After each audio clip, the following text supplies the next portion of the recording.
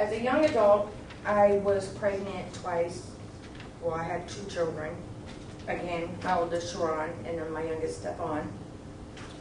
I got my first apartment at the Overlook Rim. I was put on housing, so I was excited because I was 19 and getting my very own place. Then I got my first love a little bit before that, which is my children's father. And then I got heartache because I went through a lot of abuse from him, both physical and mental. I did everything I possibly could for him. I gave him my heart, and he basically shredded it to pieces because everything Miranda was doing wasn't good enough, and I was doing a lot, and which brought me to, after I had my first son, the epidural gave me a lot of nerve damage, which in return they put me on pain medication, and instead of just taking it for, to relieve the pain, I started to take it to relieve everything. I mean, I didn't want to deal with reality at all, and my kids were the ones who paid for it. And I really, really hated myself for it. But I have the type of kids that love their mom dearly, and seeing what I was going through, and seeing their mom pull herself out of it, which not a lot of people can do. And I have a lot of respect for my boys, because not a lot of kids can cope with something like that. Not, seeing their father beating up on their mom and talking to their mom like that, and then seeing their mom try to be revived by paramedics because she almost lost her life. Excuse me. And then about 4 or 5 months after I had my youngest son, I was diagnosed with cervical cancer. And I was basically told I could either have laser removed every 3 years, and then I also had endometriosis, and I was told that could be, scraped away every year. And I didn't want to go through that pain and torment for the rest of my life. So I basically decided, I got 2 kids, 2 wonderful kids, so I'll just go ahead and have the hysterectomy. Well, smack in my face, I didn't think I'd be going through menopause. And it's just, all the things that you see from my past that are traumatic are all things that I've grown from.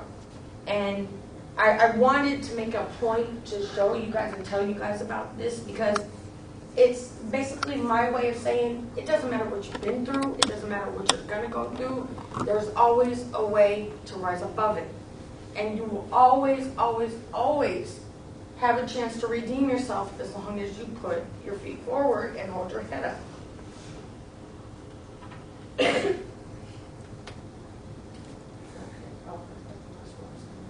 I'm not good at this.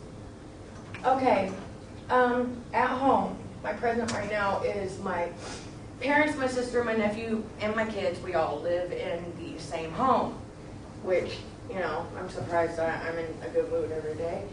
It's really cramped living, it really is. School, here, this is what's making me better. I wake up and am excited to come to school. I never did that in high school. In fact, I dreaded getting up at 6 in the morning. I come here, for one, because I'm being taught, and I'm being taught the right way to where I can understand. And if I can't, I get the help I need. From not just, my teachers, from you guys. Like I said outside, you guys are my extended family. I don't have no ill will towards any of you. I love all of you. And I never thought that would happen. I expected to come to school and be like, okay, let me hurry up and get through this course and go on about my way. I didn't think I was going to make friends for life. I really didn't. And I appreciate that.